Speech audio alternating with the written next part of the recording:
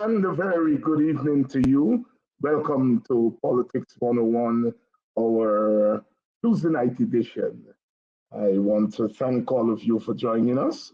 If you're joining in from Guyana, wherever you are in Guyana, welcome to Politics 101. I want to thank you all for being faithful viewers of our program. We try we try to do what we set out to do, and that is to lift our conversation, lift our national debate, and contribute towards getting you behind the news, below the surface, as they would say. And I want to thank you all for believing in that mission.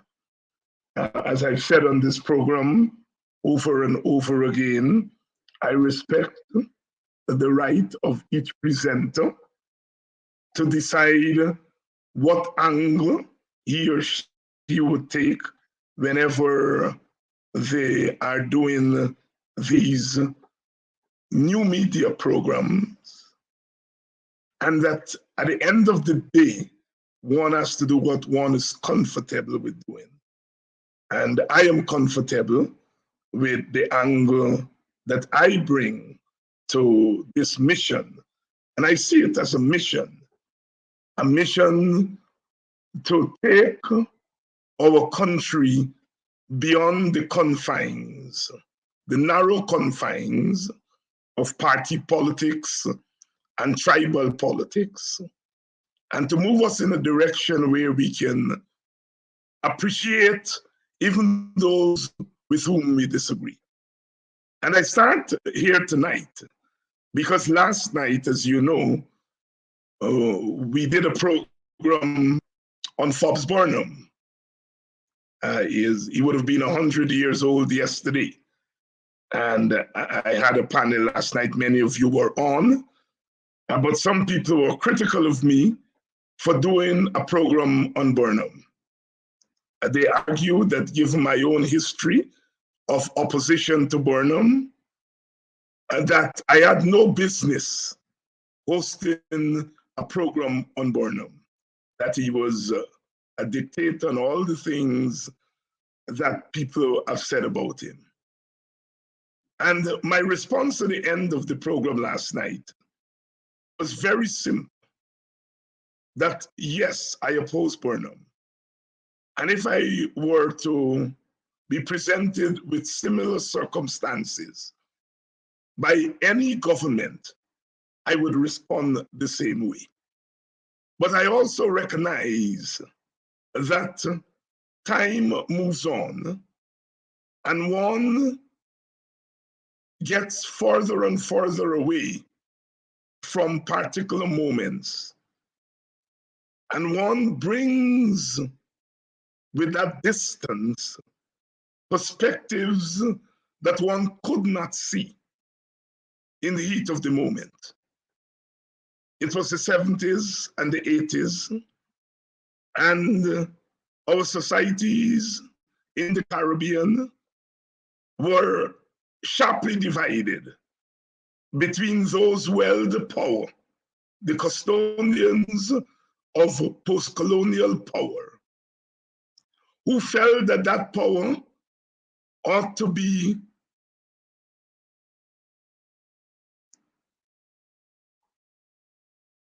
dispensed with in a certain way. They felt that that power had to be constructed in a certain way. They felt that that power ought to be used in a certain way. And then there were those of us who felt the power had to be used differently. The general disagreement we had in those early years of independence was what to do with independence and what was the meaning and tenor of independence. Did independence mean just reforms of the colonial order?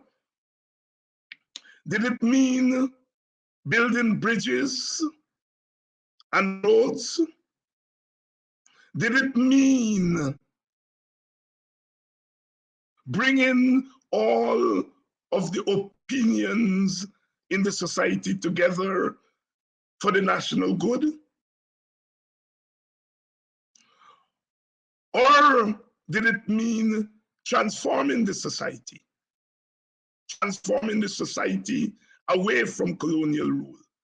That there would be no half measures, that independence meant freedom. And there was that concourse of ideas, the clash of ideas. Professor Gordon Roller called it the clash between the fathers and mothers of independence and their sons and daughters. And unfortunately, it clashed. That disagreement over what our independence should mean took on proportions that brought to the fore an ugly side of our Guyanese and Caribbean being. Passions flared, and there was no in between. That was the nature of the conflict in those early years of independence. But as we move further and further away from the independence moment, both the radicals on our side and the reformists on the Burnham side, and the Eric Williams side, and the Errol Barrow side, I think both sides realized that we were both correct and we were both wrong. We could not know that at that particular moment. Mr. Burnham died in 1985 before a reconciliation between the radicals and the reformists, the fathers and the sons, the mothers and the daughters. I was fortunate to have had a few conversations with Desmond Hoyt, who took over from Burnham. And he came to Washington, D.C., and I was doing a television program at that time. And I interviewed him 3 times. And after the interview, he was gracious enough to have conversations with me about that period. I've never revealed this to anyone. But my conclusion about all of us being wrong and all of us being right was one that was echoed by Hoyt himself. I've learned that you don't say what somebody say when they're dead and they can't verify it.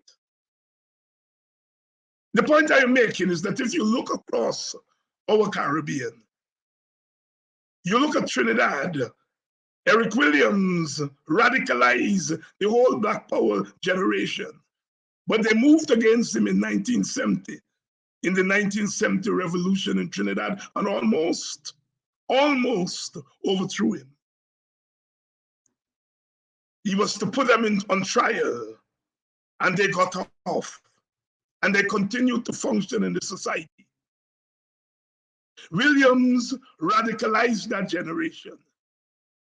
And today, when we look at Trinidad, we see those who challenged Williams in 1970 are today recognizing Williams' role in post-colonial Guyana. The same can be said about those who challenged Michael Manley, or who challenged Eric Gary and actually overthrew him in Grenada. And so as we move along the independence project, we are recognizing that there could have been common ground and there should be common ground. Tim Hector went into one of the traditional parties, took his ACLM into one of the traditional parties in Antigua. Members of the revolutionary government are now in traditional parties in Grenada. Dr. Trevor Monroe, who was the leader of the Workers' Party of Jamaica, Communist Party of Jamaica, is now a member of the PNP, Manley's party. I am giving those examples to say that in small post-colonial societies like ours, we don't have the luxury of permanent disunity. We cannot build a nation. We cannot get to that promised land with permanent disunity. Some of the things we fought against Burnham for, we are still fighting against the government today for. And so it is not simply about Burnham. I think it's simply about us as a nation. Burnham was a product of our Guyana, our Caribbean. Eric Gary was a product of our Caribbean. Eric Williams was. Cheddy Jagan was a product of our Caribbean. The point I am making is that these men who we chastise, in many cases, quite rightly so, because they did engage in excesses, but they come from us and they present to us the complexity of our Guyana, our Caribbean. How can a man with such a progressive foreign policy, non-alignment, Burnham was a champion, Caribbean integration, he took the lead when others in Guyana faltered, anti-apartheid, African liberation, he took the lead, a most progressive foreign policy, but yet he could not reconcile himself with disagreement internally. He could not reconcile himself with dissent internally. The complexity, brilliant progressive foreign policy, but not being able to deal with dissent. It was the same with Kaunda. It was the same with Nkrumah. It was the same with Nyerere, different degrees. But here were brilliant post-colonial leaders grappling with the complexity of turning turning plantations into nations, stumbling as they went along. Should we throw out the babies with the bathwater? Was Burnham truly a good for nothing? Was Burnham truly a racist? Yes, Burnham committed his errors, some would say his political sins. But is he the devil incarnate that some of our friends make him out to be? If he is, then we are, because he comes from us. And so, the arc of history teaches me that one must appreciate the complexity of our being, the diversity of our being, what Professor Rex Netterford called order in chaos and chaos in order. If we don't understand that dialectic, we don't understand our Caribbean being. And so, I don't want to spend the rest of my political life cursing leaders. There was a time and place for that. I did more than curse. And now, It is time to consolidate. And if you curse Burnham and believe he's the devil incarnate, then you are going to believe that his party represents the devil incarnate, and that his disciples are the devil incarnate, and you are not going to be able to deal with them. You're going to treat them as the other, as not Guyanese. And therein lies the problem. Therein lies the problem. We have to come to grips with the complexities of our history. And we have to start by relocating the Burnhams and the Jagans, and the Williams and the Barrows and Garys and the Birds, relocating them in our wider consciousness of ourselves. And so therefore, whatever my experiences were in the 70s as a young man,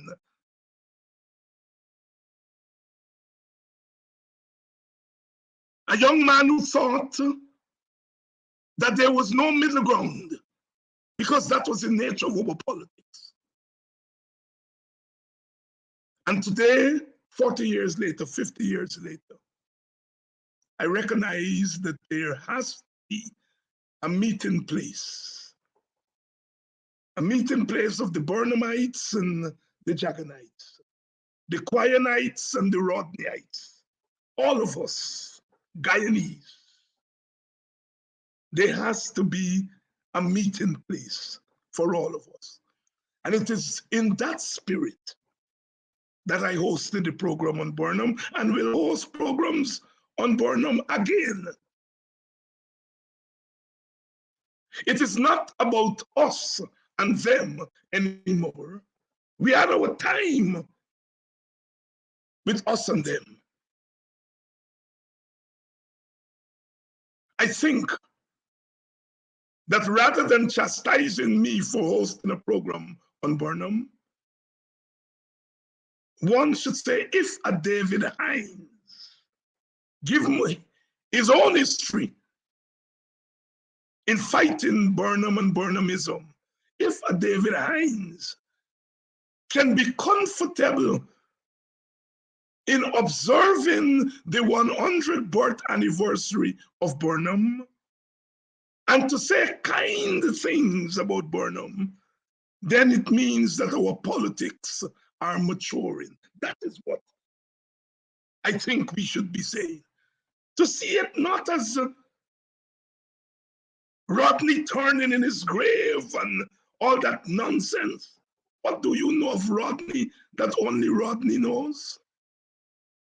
One thing I know of Rodney, and I know Rodney, I know him. Rodney was a concretist. When he was in Africa, he dealt with the realities of Africa. When he was in Jamaica, he dealt with the realities of Jamaica.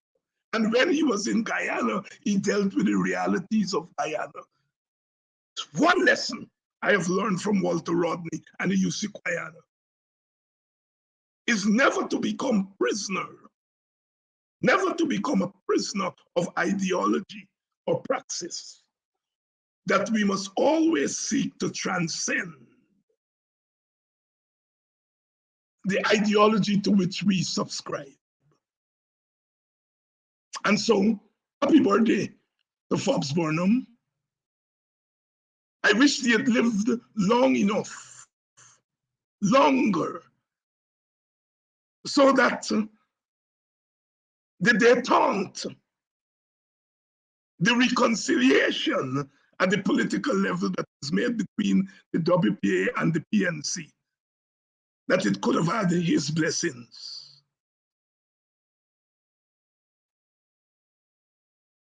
Because that reconciliation meant that we had come full circle.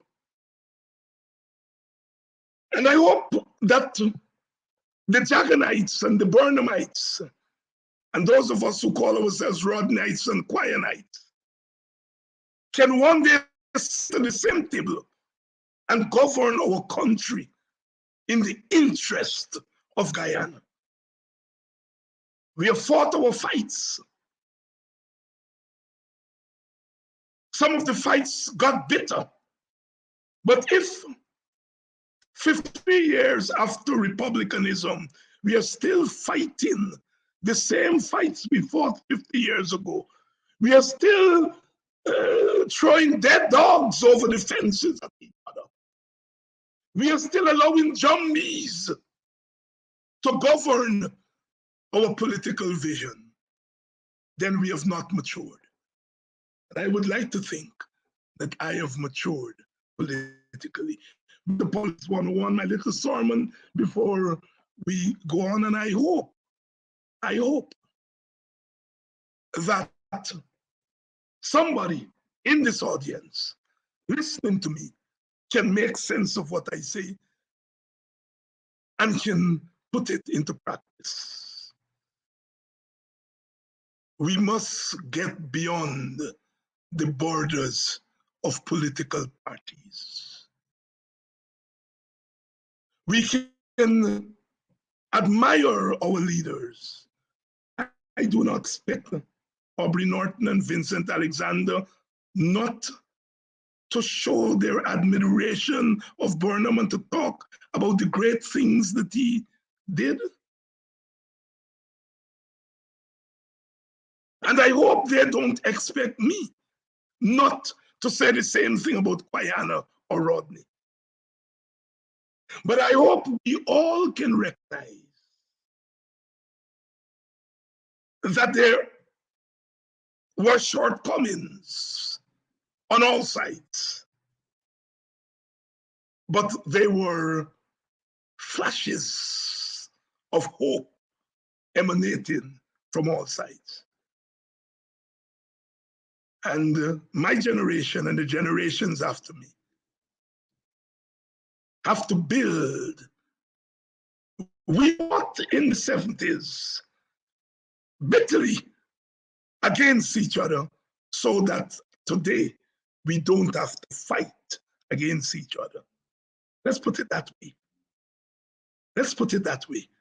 And it's for that reason when the APNU was born out of an alliance between the PNC and the W, it was a joyful moment for people like me, because it meant that we were setting an example for generations to come, that it was possible for fierce opponents to find common ground. Ultimately, politics is not about how well you get along with friends,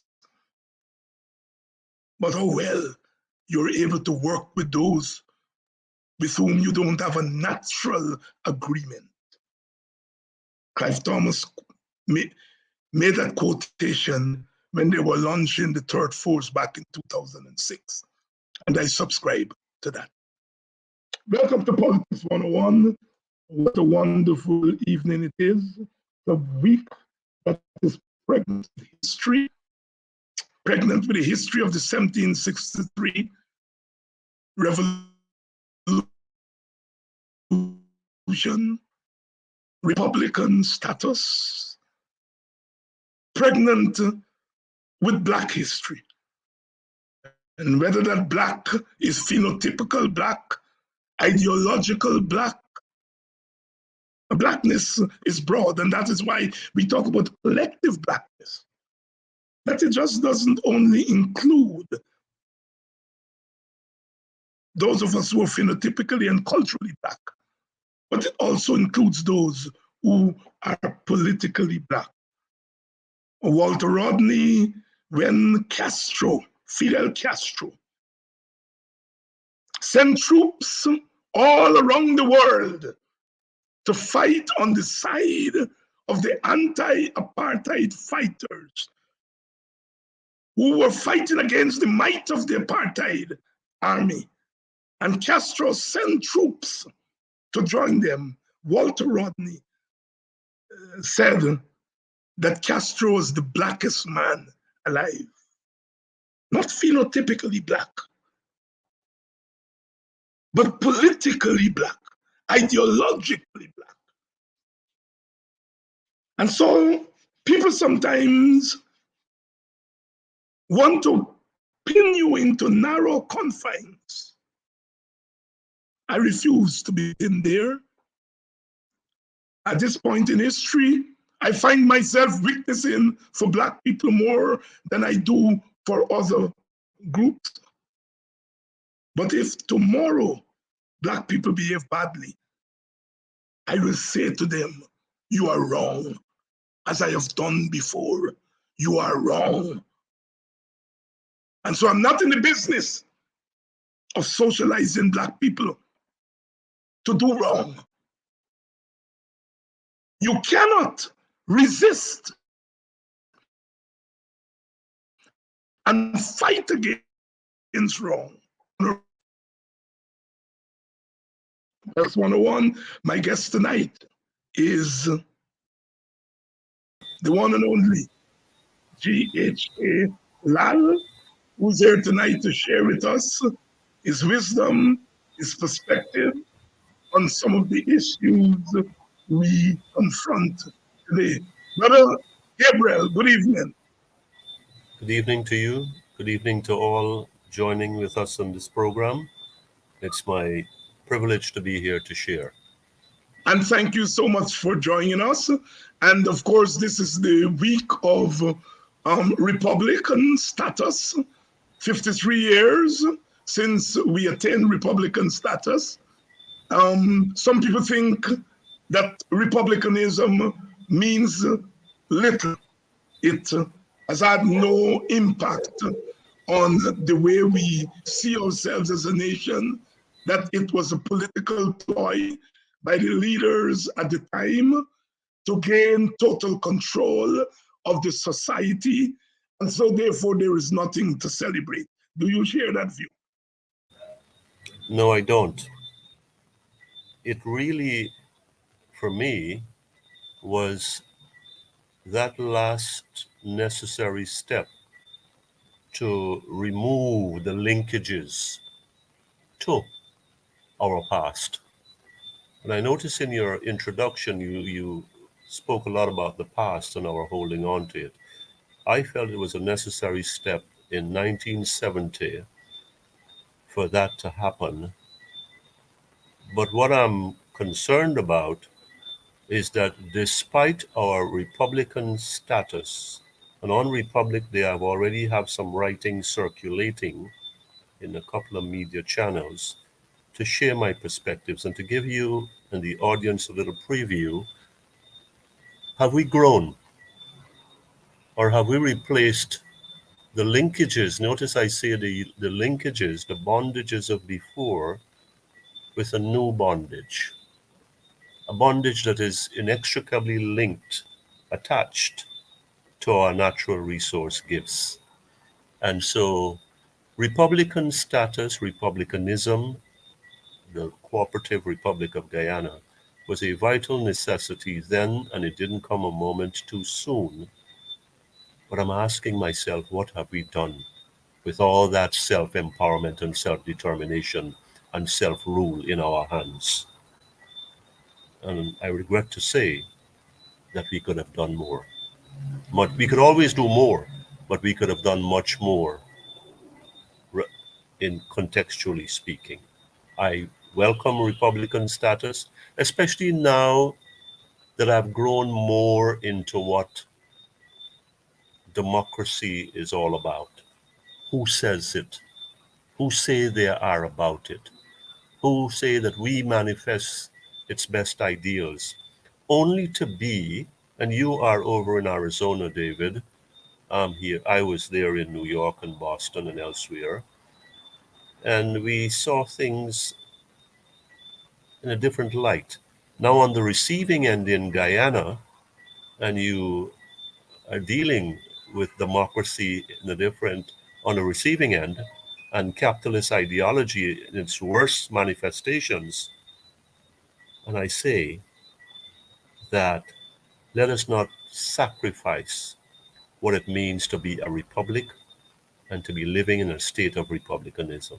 Let us really It is imperative that we grasp at what this means, our leaders, our citizens, in terms of the rights and the powers that it gives us, and to not only grasp them, but to utilize them to the maximum for the benefit of every single Guyanese. Until we can get that instilled in our heads through our conversations, through our connections, through our relations, we will be stuck where we are, fighting and backbiting and backstabbing and dragging each other down into the crab barrel. In short, I welcome Republican status. I think it's a good thing. I think it puts everything in our hands. We control our destiny. We need to manage it better. We need to manage it better. And that, for me, is the most important task of our independence management. From Burnham in the 60s to Ali now today in 2023, that remains the overriding question. The management of power. The management of power. And those who were critical of the early leaders, the Burnhams and the Eric Williams and so on, for what we saw as the mismanagement of power. That today we are still having to fight this mismanagement of power. I think it is more a question of self-examination rather than looking for devils, as if we are a people without sin. And so therefore, there are a few sinners who we can cast aside, and the rest of us would be pure. I know you're the first man. I would like you to comment on that. Well, we are too much living in the past. We are imprisoned by the past. Like you, I had my misgivings about Mr. Burnham and Eric Williams and Manley and Barrow, and how they use the power in their hands. And they were the first practitioners of it in the post-colonial era. And but the conversation must not be stuck there. This must not be the limit, the extent, my brother and our fellow Guyanese listening here. This must not be the limit of our intellect. This must not be the expanse of our sagacity, that we are always looking back instead of looking ahead, looking at what we have in our hands now, what we've been blessed with, and and putting ourselves in that position where we can extricate the maximum benefit out of it. And we don't even have to get the maximum for all of us to have a fair share.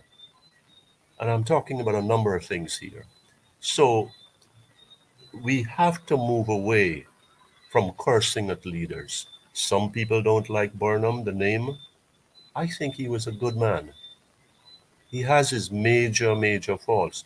I think he even qualifies to be a great Guyanese, without a doubt.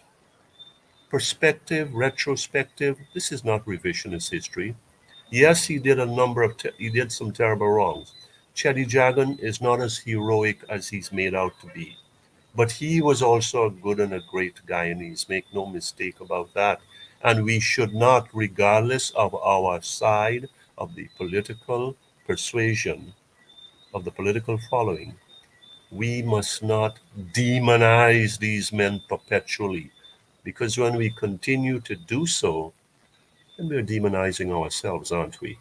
We're demonizing ourselves because we are sons of this country. And if we, in our collective wisdom, could not summon the will, the strength, and the purpose to say, well, I want to be, you said common ground, I want to say a higher ground. And we keep reaching ever higher and higher. We are not getting out of the gutter. When we look back and we castigate a Forbes Burnham or a Chetty Jagan, a Walter Rodney or a UC Guyana. What when we are locked into that parochialism, that provincialism, I'm sorry for these words, when we are locked in that narrow frame of mind, then how do we justify all these great gifts that we've had over the decades? How do we uh, how do we feel about ourselves? I frankly don't feel very good about where we are. We have not traveled. 53 years later, 53 years later, almost as long as I've been on this earth, we are in the same place. We're talking about race in terms of the slurs for the two major races and the original people. Is that what we are made of? What is it? Where is our progress? What can we say about ourselves that recommend us to a different place in that we have earned it? We have grown into it. We, we, the most watched people on earth today, I would think, from what I'm reading and hearing, the most envied people, given what has come into our hands. And yet we are at each other's throats. We are ready to gouge the eyes of each other and tear our livers out because we are still trapped in the past. We are we are consumed by precedent. We are impassioned by the prisons we erect for ourselves. We've got to move on. We've got to move away. We've got to move up. We've got to move up, out and away and up from where we are, where we were 53 years ago, where we were in the 90s, where we are in this 21st century. We're not helping ourselves. We are not helping ourselves. And we need, I need to move from this negative tone. There's so much we can do. There is so much we can do. But if we are waiting in ambush, if we are waiting in ambush to just lash out at each other, to lean into each other, and to bash each other, and to make losers of each other. Ultimately, that's what we are going to end up doing, because we are not thinking of doing anything else.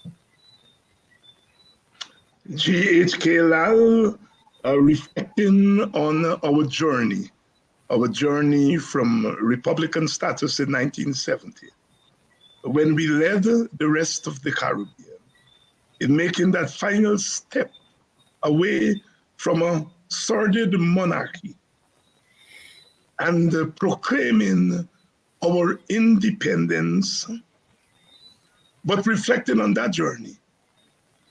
Have we done ourselves justice in that journey? As GHK said, the verdict is still out.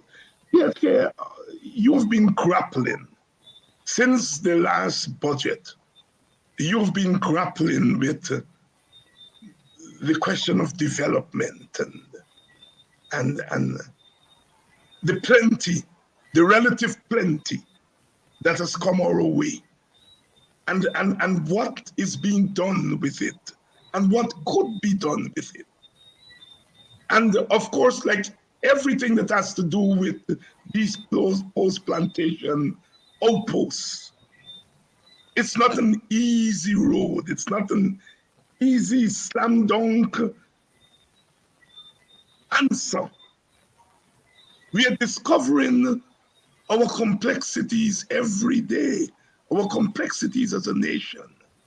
The way in which sometimes we have tried to make our nation simpler when it is not that simple. In our quest sometimes for the rhetoric of nationalism, we sometimes paper over our differences. And in the age of oil, in the age of plenty, when economists says that when you have plenty, then your differences and your conflict would decrease. But we are seeing in our age of plenty the opposite, and you've been grappling with that. How are we, GHK, How are we going to make this wealth make us a better nation? I want to go back in history a bit. And Please do. it continues to the segment from a moment ago. Let's look at the Romans. The Romans overwhelmed all the military powers of its time crushingly. It beat the hell out of them. It beat them up badly. The Romans were the rulers of the world 2,000 years ago. And what brought the Romans down? Partisanship in the domestic realm. Outsiders didn't bring them down. You had Julius Caesar on the one hand and Cato on the other, and they both had visions of where the Roman Republic should go.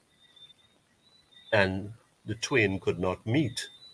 And so people took sides, Romans took sides, and the Roman Empire eventually had that long, agonizing collapse.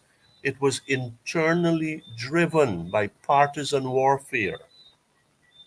We have, before oil, we've had our partisanship, but I've never seen it so raw and so crude and so poignant, so pungent also, since the discovery of oil 7 years ago. I've never seen it this way. It's like the worst in us has been brought out. We have budgets.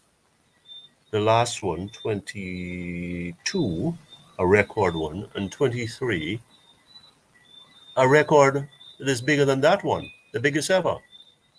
That's a good thing. We're taking money out of the oil fund. I'm not so sure that is a good thing and so much so quickly.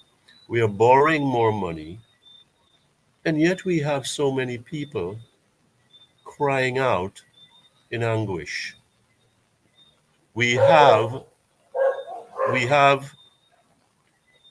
the World Bank reporting.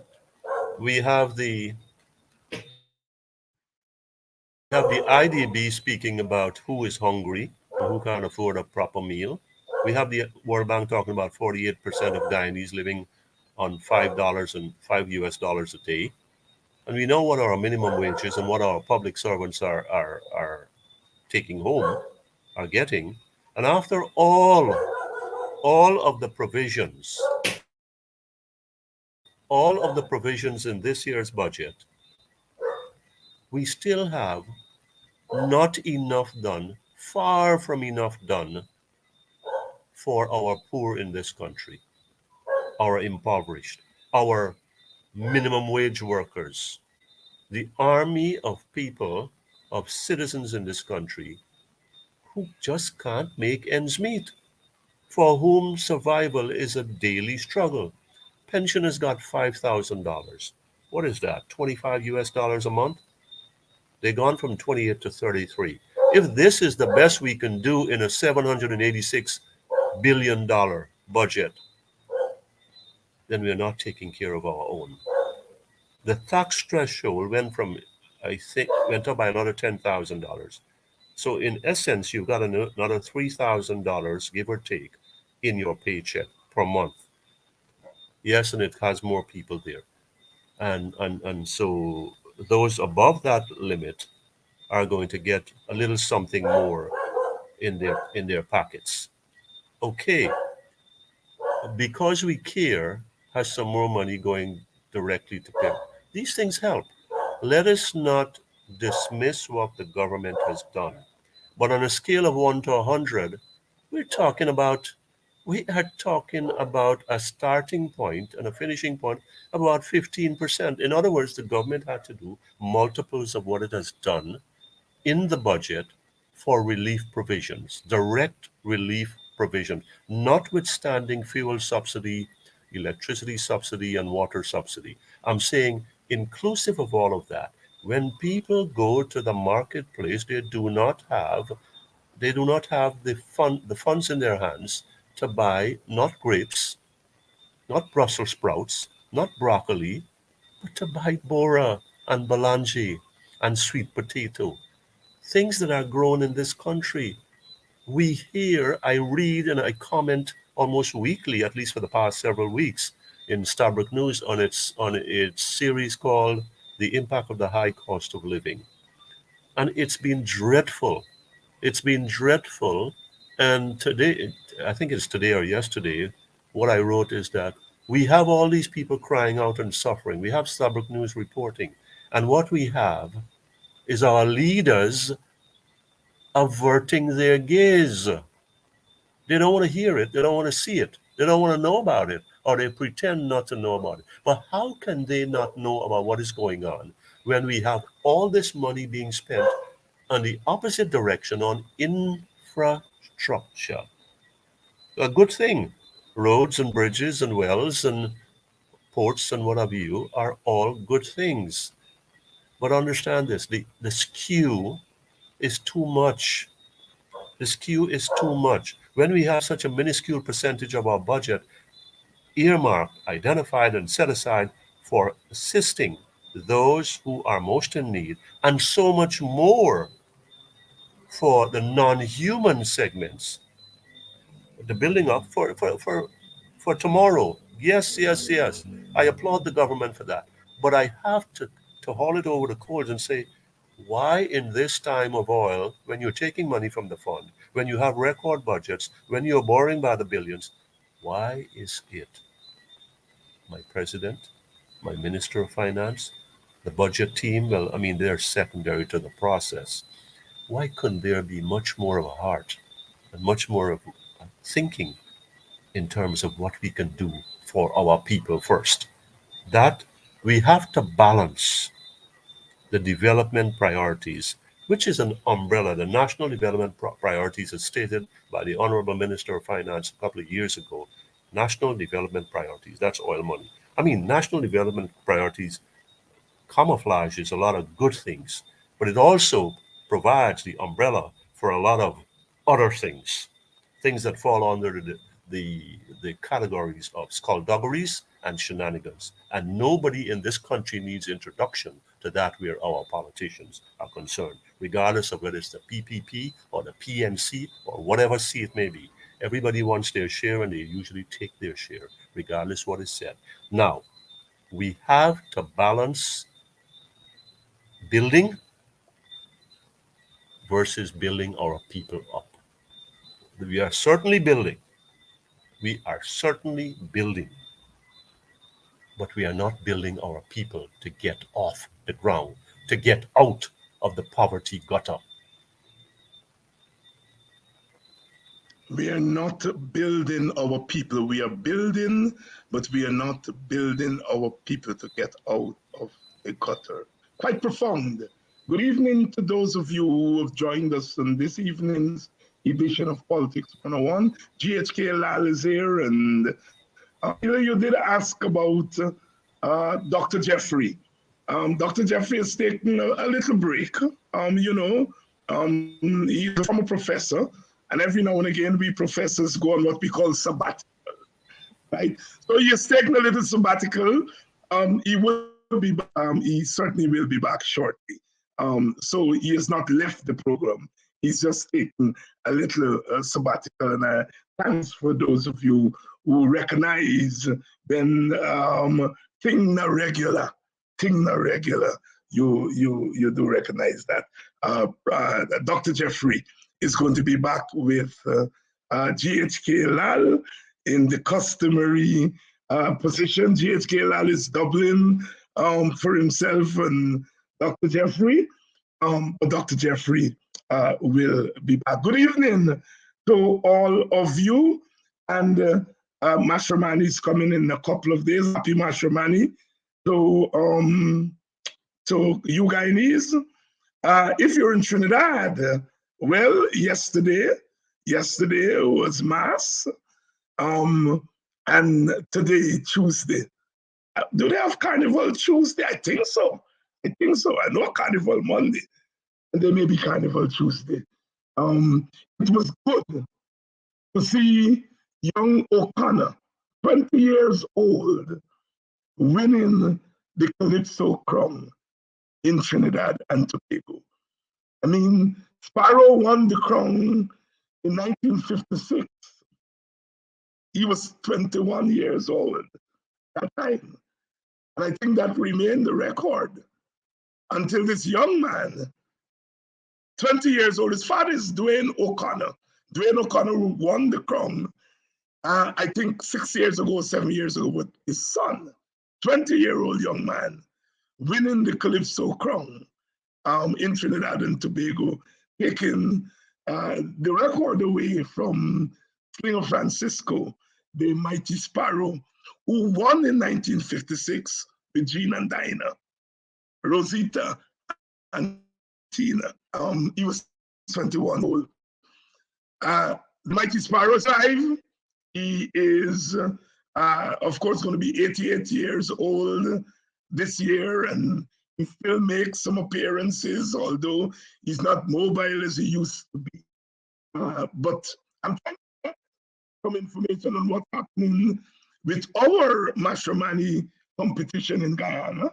I hope if there's somebody in the audience who's close to that arena, please get in touch with me, because I would like to cover part of that Mashramani, especially the Calypso part of it, in the next week or so. GHK, Woodley Park. We read, we saw some images. And you know, the Americans like to say, when these things happen, that is not who we are. This is not who we are. As if some of these nasty things are outside of us. Woodley Park, what are your reflections on what you saw there? Are you surprised that things are going in that direction? And is it too late to pull it back? Well, I'm not surprised, given I am not on social media, but I'm aware of the vitriol that goes on there. And Woodley Park comes and stuns, but a Woodley Park should never be. Not when we are talking about one Guyana. Has that sunk into anybody? If it should sink in to any Guyanese, it should be those who are of the president's fold, supporting caste out in the far regions, Woodley Park being one of them. But to see that kind of vileness being so publicly manifested is shocking. It is shocking. And what I'm particularly concerned about is that there is no outcry, there is no denunciation in the mainstream media, at least the ones that I follow, which are Starbuck News and Kaichur News and Demerara Waves. And it may have been elsewhere, and I apologize if I missed that.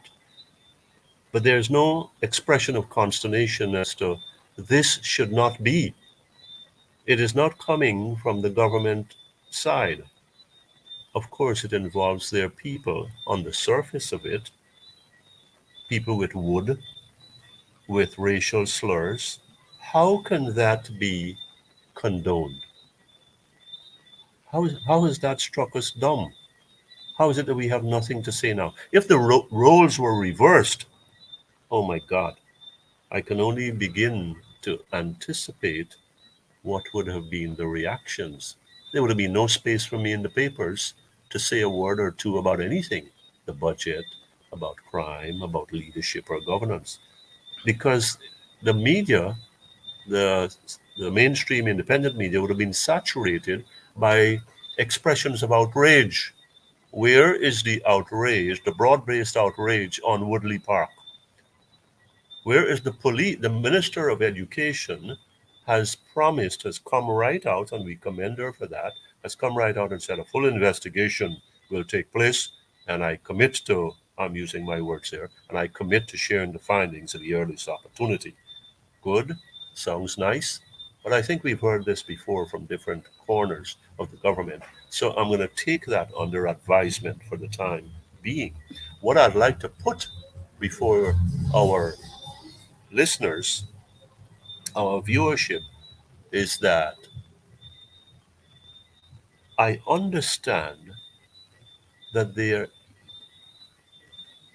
are circumstances, I'm going to choose my words very carefully here, that there are circumstances where African Guyanese, black Guyanese, in that Woodley Park area are not saying as much as they want to say, as much as they should say, because they are fearful of intimidation and victimization. And people, citizens of this country, can fear their government like that, their authorities like that, we are not in a good place. 53rd anniversary of Mashramani, our birthday, and all of that, duly considered, we are in a troubled place, and this is putting it mildly. Are we too far gone? I am very unhappy about this, meaning that as these things multiply, Woodley Park today, and somewhere else the other day, and another place another time, whether it's Dartmouth or or Headley or the police or whatever. These things have a way of aggregating and coalescing, and then they explode. It's a word that we hesitate to use in these correct times, very sensitive times. But they explode because people, our world is interconnected these days. So nothing stays hidden. We don't have to wait for the postman to bring the mail or the newspaper carrier to bring the Guyana Graphic or the Guyana Chronicle or the Argosy from the 60s and 70s. We're talking here now, and people can listen to us from, I don't know, Europe and North America and the region and in the far reaches of Guyana. This can be recorded and seen again and again and again. And I'm sure that is what is happening. And so we send a WhatsApp or a screenshot, whether it's a Woodley Park or where, and it circulates. It gains traction. It incites passions. That could be me. That could be me as a non-black man for speaking out about issues in this country that infect and impair others in this country, particularly African Guyanese. So who am I to say that? How dare I say that? But I'm saying, in all honesty, where are the others who need to say something about Woodley Park and say, and I am particularly concerned that people are so fearful, apprehensive, that's a milder word, are so apprehensive that they prefer to let this thing die away. Let this thing go along its way. And so we could at least live in some sense of peace for the time being, for now. So that's what I'm hearing here. But that is the underbelly of Woodley Park. Very clear, very blatant, very racist, very open, public, and we are having this conversation. Where are the other conversations? Where are the other necessary conversations when things happen like this? Only, or to go back to what you said, only one side got demons, the other have only angels. Well, you tell me, my brother, where are the angels there among those brothers of ours in Woodley Park? And GHK and Dr. Jeffrey, I remember, and the audience remember very well. I asked them, where is this going to lead? And both men said months ago, it's not going to get better. But you still, I'm sure GHK, Henry, myself, we still hope it would get better. One of my favorite calypsos is one song by David Rudder at the end of the Cold War called 1990, sung in the 1990s. And his central argument in that calypso was he doesn't believe that the end of the Cold War would change anything for third world countries and for black people and brown people. But he asks in the song, 1990, please make a liar of me. 1990, please make a believer of me. And I am sure, GHK, that although we know that the trajectory on which this country is on will take us to Woodley Park, we are still hoping that they make a liar of us. And so you wake up, as Martin Carter would say, and you search for birds and sunlight. And then instead of birds and sunlight, you get Woodley Park. And you wonder about our country. And as you quite rightly said, those with the largest bullhorns are saying nothing. It's as if it never happens. And this is what I think will breed more and more of Woodley Park. Is there going to be a reaction from the other side? After all, in the week Woodley Park is happening, people from Golden Grove are being charged with terrorism. And what we see in Woodley Park may be similar to what we saw at Monrepo. But at Monrepo, they were compensated and people are charged for terror. At Woodley Park, they're promised an investigation. How can we not see the apartheid philosophy in action? It's not about living separately.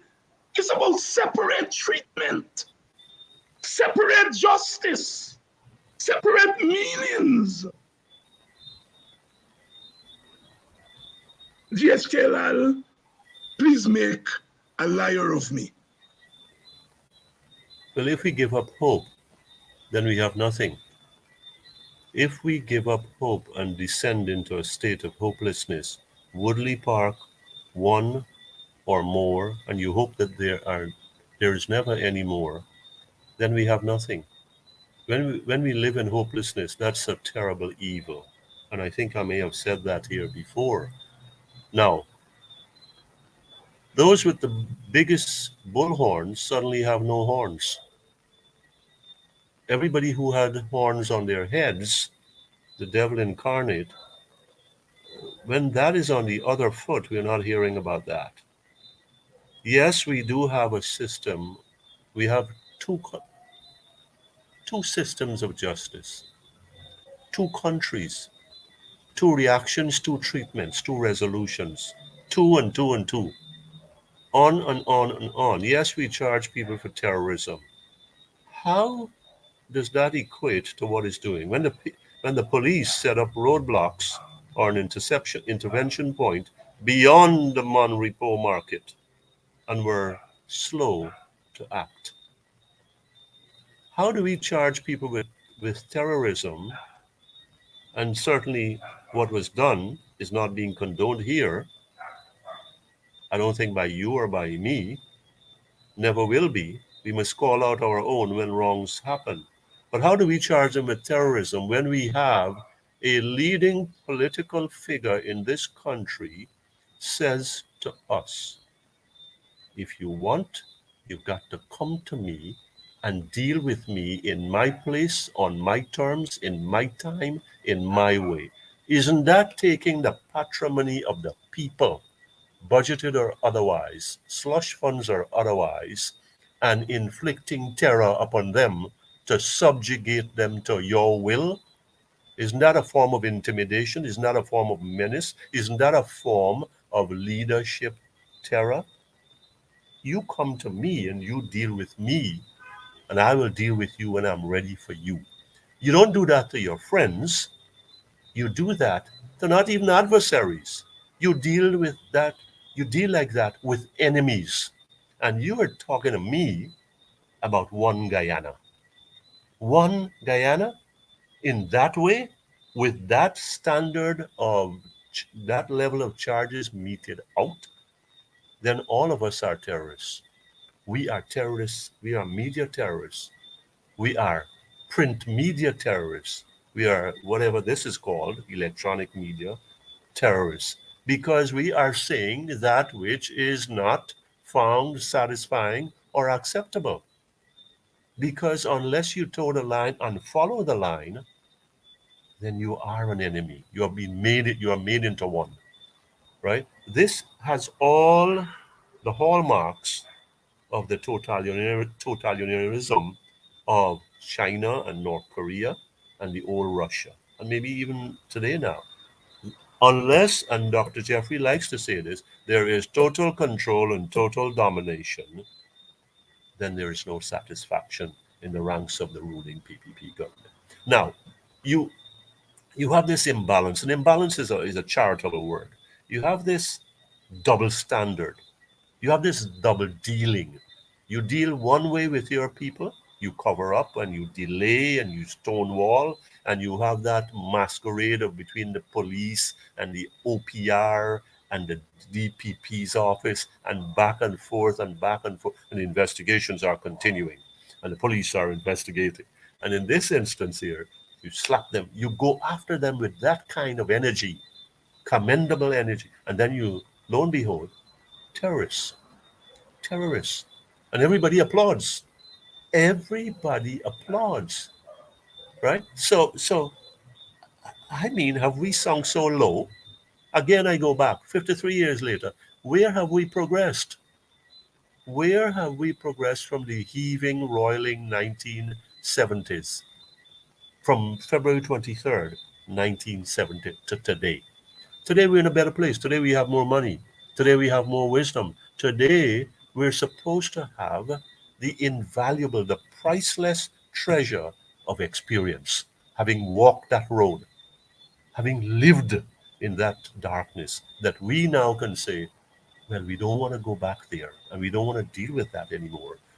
We want to deal with each other in an honest, principled, and an orderly way that is about fairness and justice and equity and all those things that are we love to talk so much about.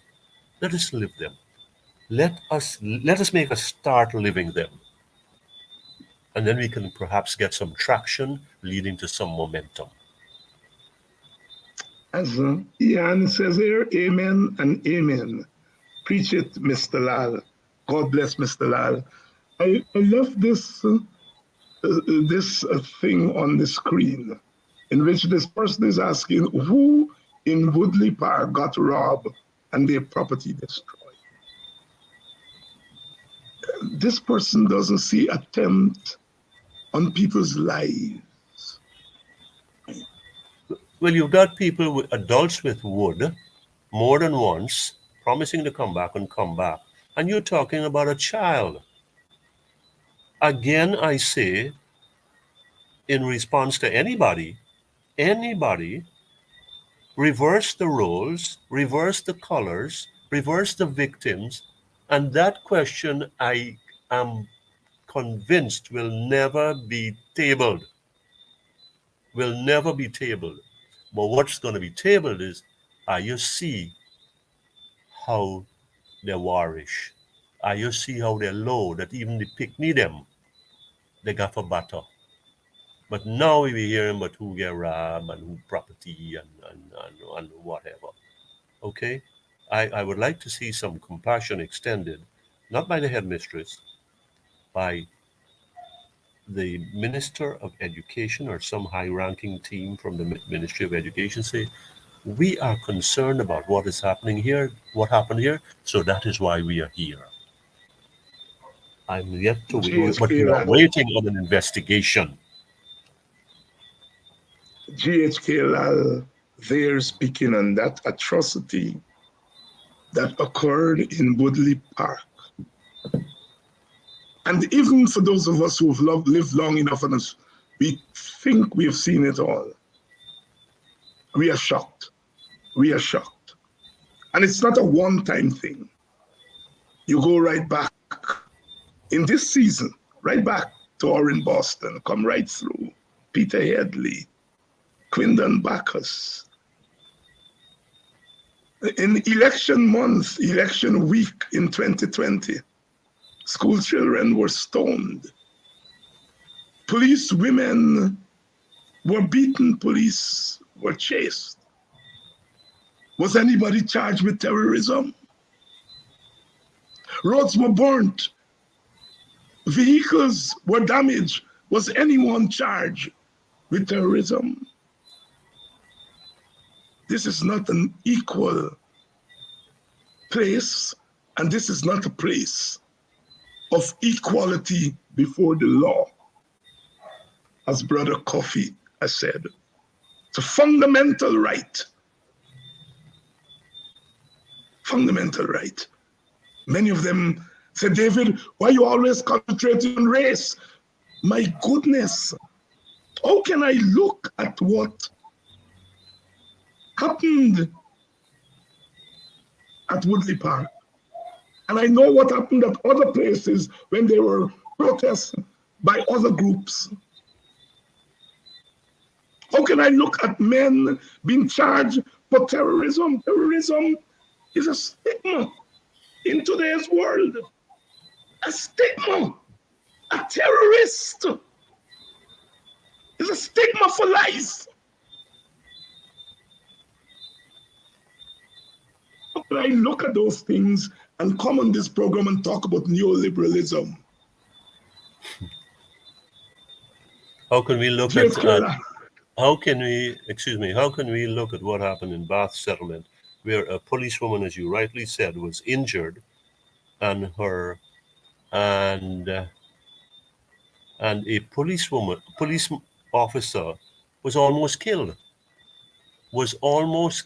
a couple of years ago, and the police ranks were run out of that area in Bath. What happened then? What about the energy and the anger of the Ghana Police Force then? What about a terrorism charge for those who were responsible then? But we have that now.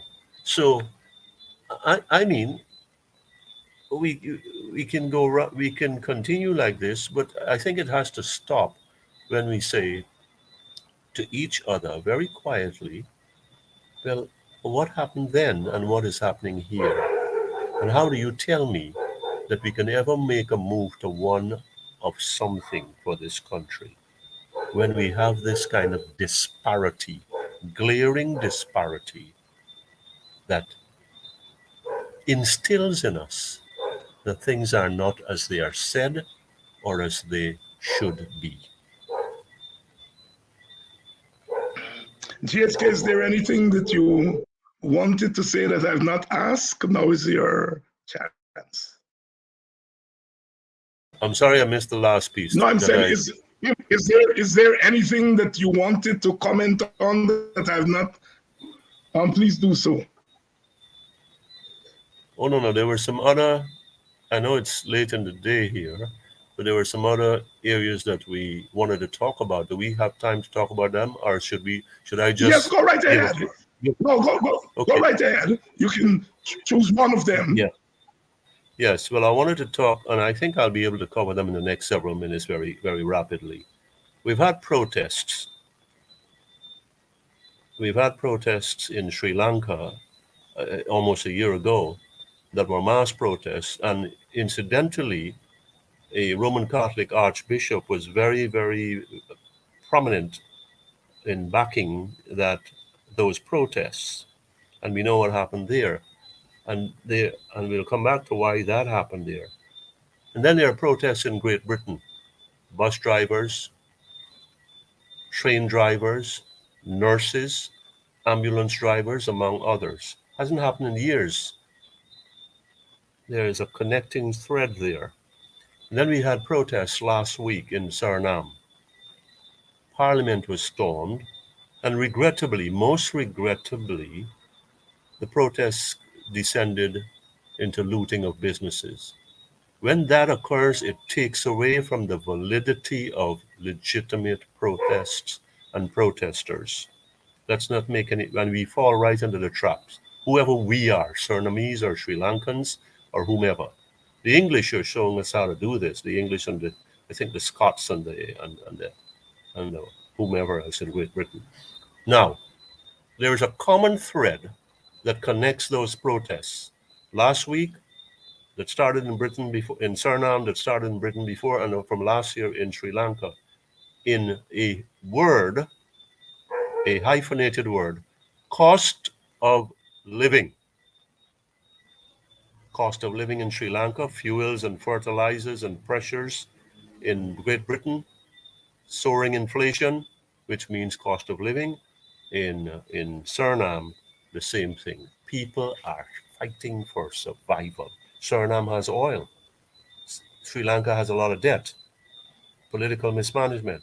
Great Britain is struggling to get its grip on its political governance system. But the bottom line here is that political cost of living is compelling citizens in those three countries to go out into the streets in numbers. In Guyana, we talked about it last year before the budget. We've been talking about it and writing about it since the budget, about the cost of living.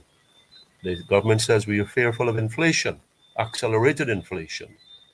I am saying you can talk all we want about inflation, but we also have to consider starvation.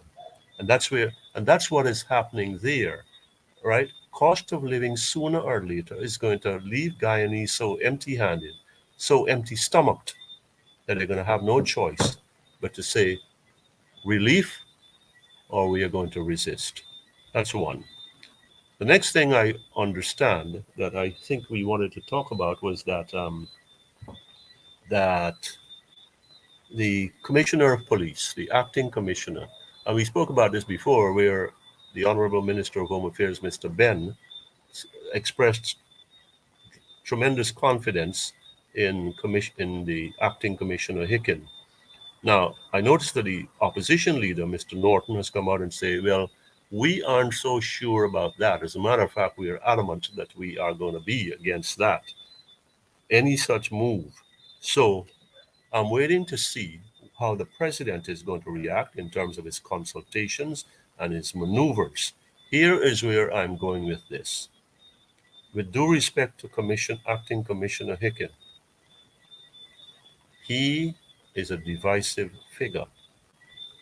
To proceed with a mantra of one Guyana and Mr. Hicken, regardless of the endorsements of the Minister of Home Affairs, in the context of one Guyana and within the milieu of Guyanese, a tremendous amount of Guyanese resentments and abhorrence over the thought of him being confirmed as commissioner, will challenge the president to see what he's really made of, or how really authentic he is about one Guyana. Because if you were to go there, then you're really contributing to the further dividing of this country. The fact that you have somebody who I understand has a PhD and is considered, and is more senior, you have him sitting in some corner office, one of those sinecure jobs doing nothing, that really tells me that the fix is in, and this thing is going down the road for the next couple of years until Mr. Williams' retirement age. is reached and he is sent off. So that's where I am. And that's the things that I wanted to touch upon very briefly in the interest of time. GHK Lall here this evening, helping us to get beneath the surface and to take a critical look at some of these developments in our country. My brother, thank you very much for availing yourself and to come on and to do what you described before we came on air as God's work. And that is to recognize that God is not a God that takes an arm's length attitude to suffering. And he doesn't take sides. And he And he doesn't doesn't take take sides. sides. And he And, doesn't take sides. and he has no favorites. At least, and I believe that, and I believe that, and I want to say to my fellow Guyanese and to all our listeners that let's make the best of our matrimony, and let us remember as we share, as we articulate in the public space, and even in the private spaces, that what we are doing when we table these burning issues, these supposedly disputed issues that nobody want to hear about, we're not fanning any flames. I am not. What we are doing is alerting as to where things could deteriorate if they are not addressed. We're alerting, not fanning anything. With that, I say good night and happy birthday, all Guyana. And thank you very much, GHK Lall, for coming on and giving us more than a mouthful tonight. You know, we are so fortunate to have brothers like Brother Gabriel, GHK Lall, who is prepared to swim against the tide if that tide is the kind of tide that takes us away from our independence mission. We thank God and we thank the ancestors for sending such people our way. Tomorrow night, I'm going to cover the Woodley Park incident in its entirety. We're going to have the parliamentarian from West Bobis, Vince Roy Jordan. We're going to have Lincoln Lewis. And I'm trying hard to see if I get Carol Joseph, that woman who they've been demonizing in West Bobis there. So we're going to have a West Bobis panel tomorrow night to dig deeper into that abomination that took place at Woodley Park. Until tomorrow night, I want you all to stay safe. If you're mashing in Guyana,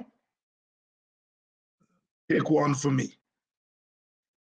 Shake a leg, take a little drink for me.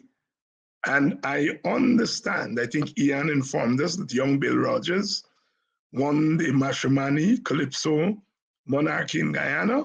I didn't see much of it in the newspaper, God Lord.